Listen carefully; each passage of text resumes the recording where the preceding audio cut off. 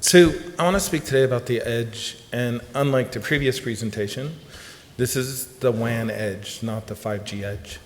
So if you were here expecting to hear something about the 5G edge, the previous presentation was great, but it gives you a chance to catch up on email and all the other things we have to do when we're at these conferences.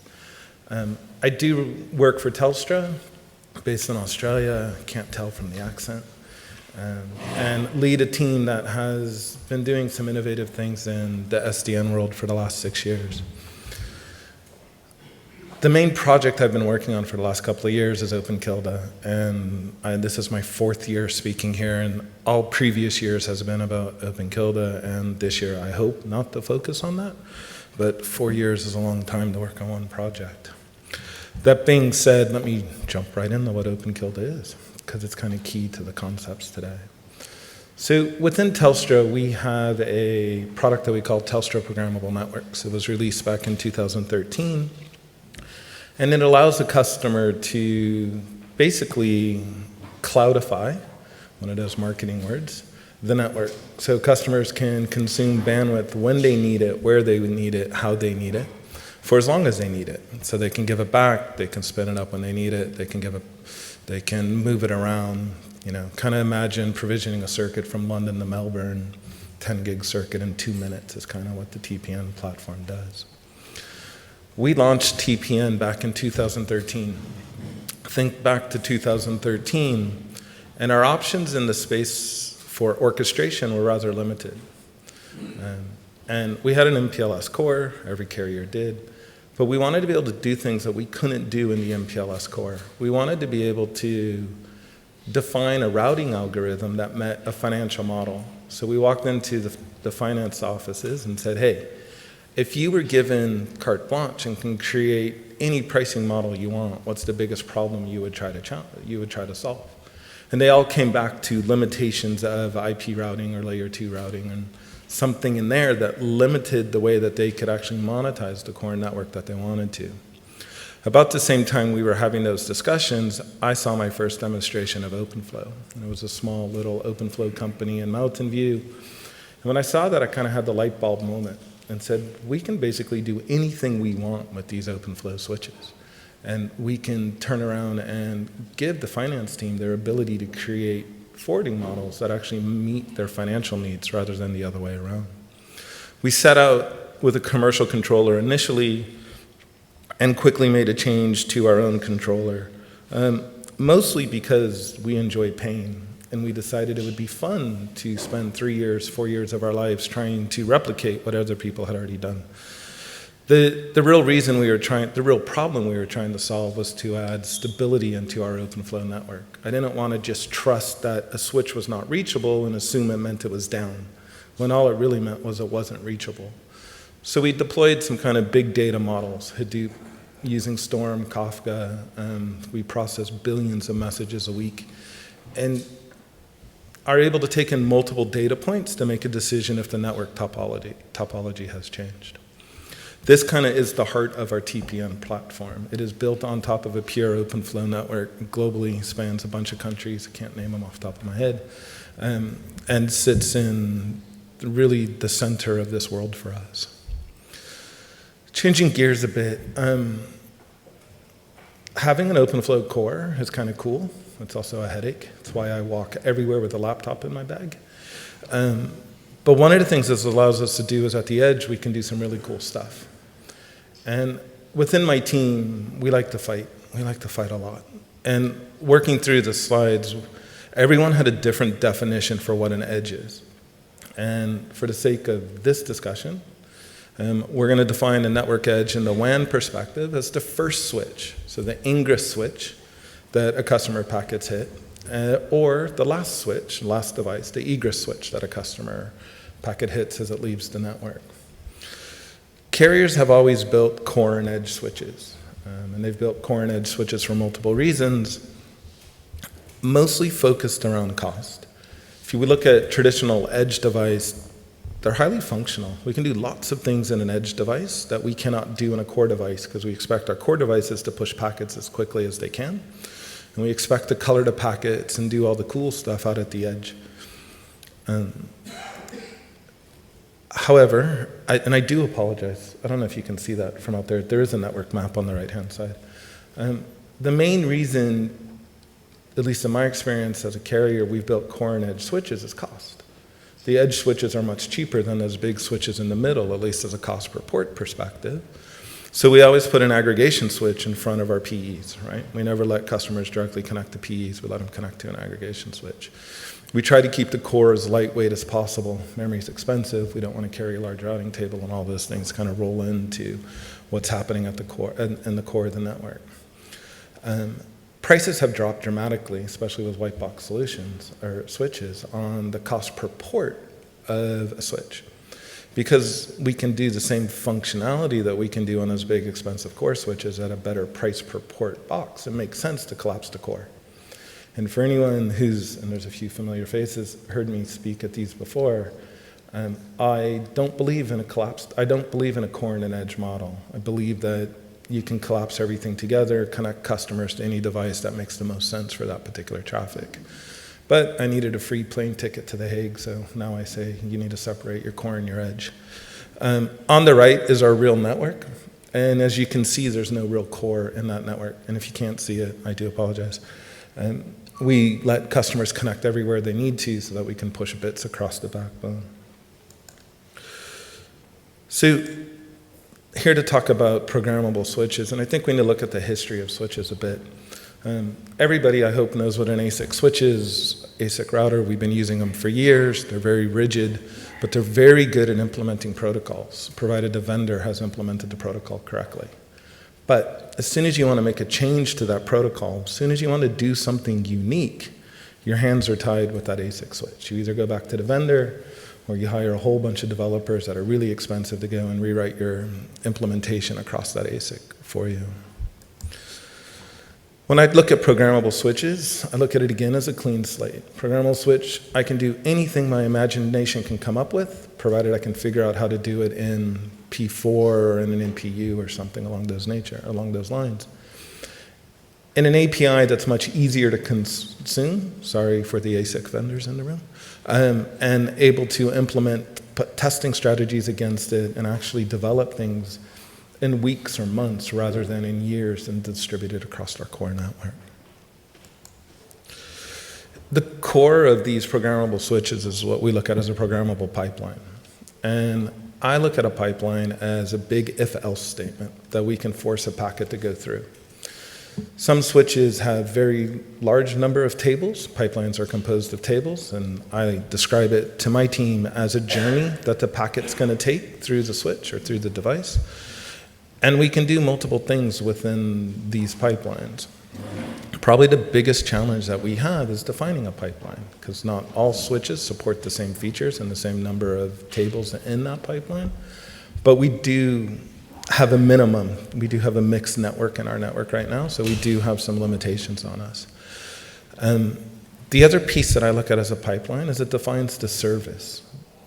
A lot of times the industry focus on SDN about the orchestration of a device.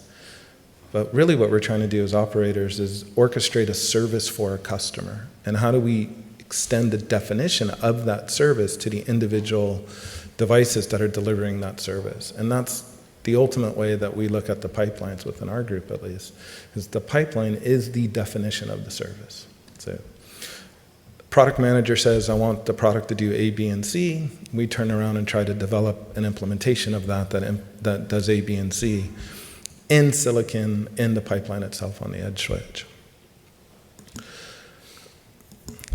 So let's jump into our pipeline. And hopefully you can hear it, but I actually have to look because I can't remember it.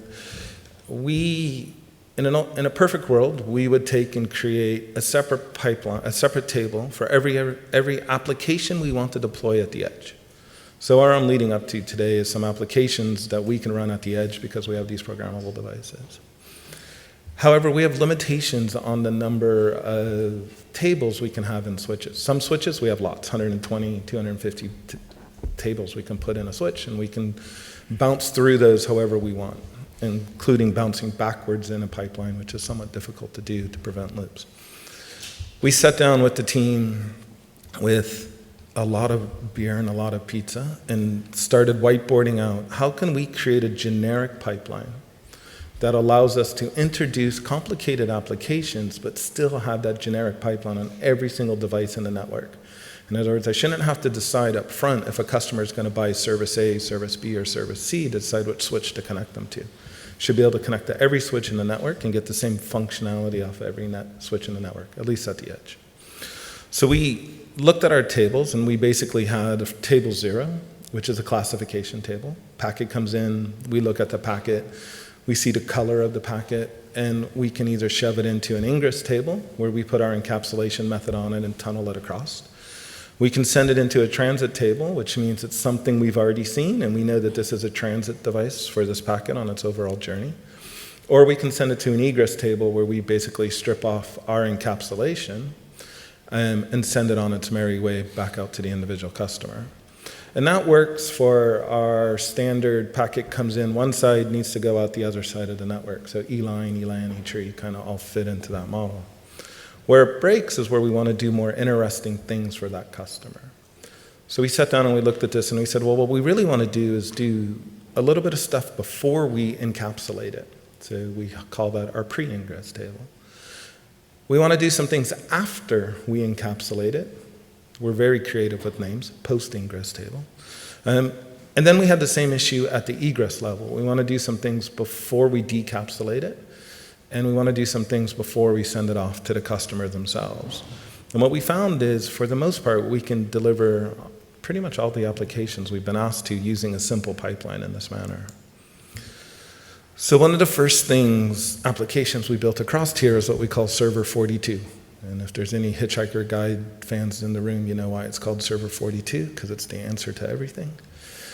And it allows us to measure end-to-end service quality. So one of the things we really like about programmable switches is we can send the switches in an open flow world a packet out message and force that packet to go the same path as the customer's traffic is going. So we know what the latency is, we know what packet loss is, we know exactly what's going on with that service, end-to-end service that we're offering to our customer. We have to do this at very large scale. So pretty soon, packet out messages don't scale. When I'm trying to send 1 million packet out messages a second to a switch, it doesn't quite scale. So through our pipeline, we're actually able to send it at the data plane with a server that's running DPDK, SRIOV, all of those good things. Send a packet that's colored a specific way. We grab it at the pre-ingress table, say, hey, this is supposed to look like a customer, color it like it does for the customer, forward it on its merry way down the network. Once it hits the egress table at the last switch, we take and send it back up to the controller. We don't forward it to the customer because it's our test packet. But now we know in real time what the latency is across the network, what the performance characteristics is the customer is getting. We can also cheat. Sometimes we do duplicate the customer's packet and send one of their real packets so we can do application analysis for them and things like that. If you think about it from a customer perspective, this is a new service that I can offer back to the customer. They can go into a portal, they can see what the SLA performances are that we're giving them, they can compare that against what we're giving them, what the applications are performing at, as well as what the application vendors are offering them, so they actually have strong visibility into how the overall system is working, their overall network is working. We then looked at, well, one of the biggest challenges we have, and I would change this slide to connected devices instead of LLDP. And one of the things that we're looking at is, I don't actually know what's connected to the far side. So everyone knows what LLDP is, right? And on a traditional switch, it's pretty easy. You do show LLDP and neighbors, and you see everything that's connected to you. At the end, we have to write that. So in the OpenFlow world or the P4 world, we have to capture those LLDP packets, send them off to our controller so we can actually report to the customer what they have connected into those ports. But because this is all programmable, we don't have to just do LLDP packets. So we can actually mirror ARP packets, for example, and start to show them devices that are connected that actually have nothing to do or are not sending LLDP packets.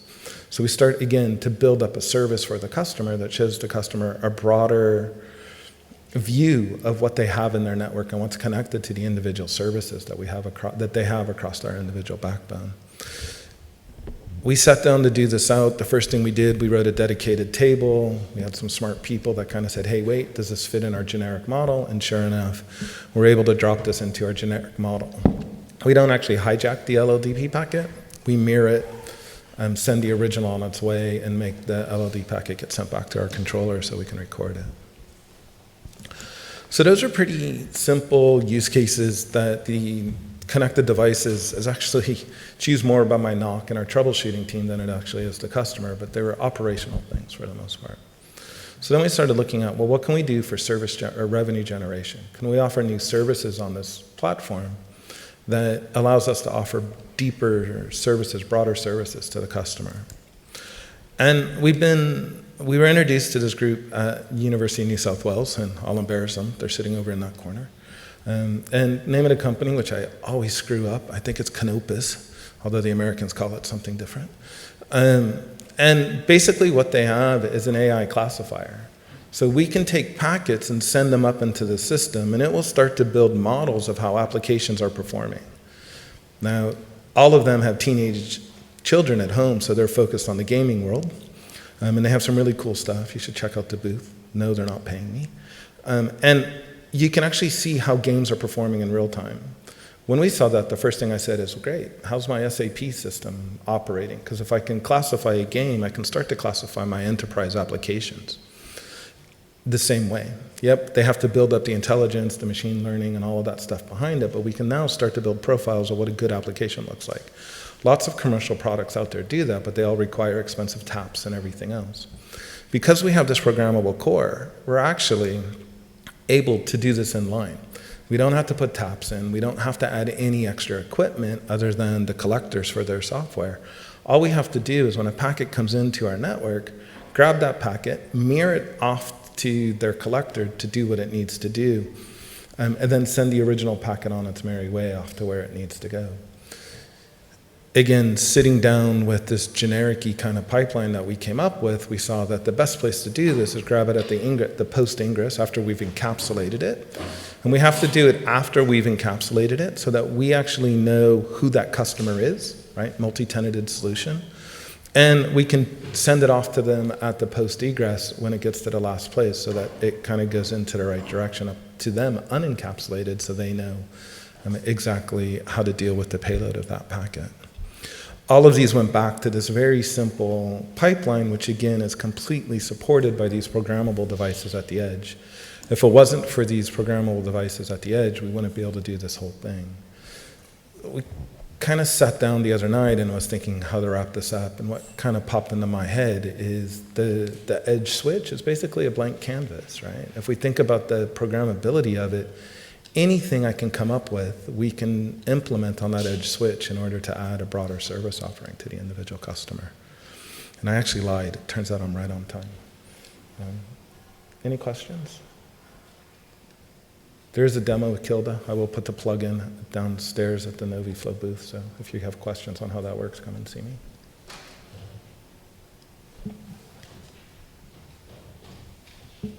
Cool. Yeah.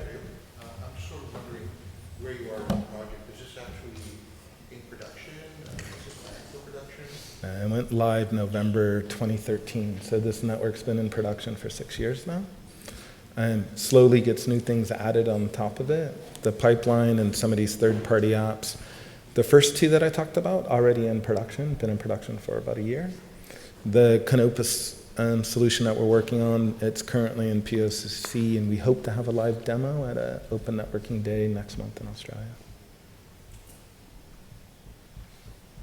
Cool, thank you. Okay, I think we're done. Thank you very much.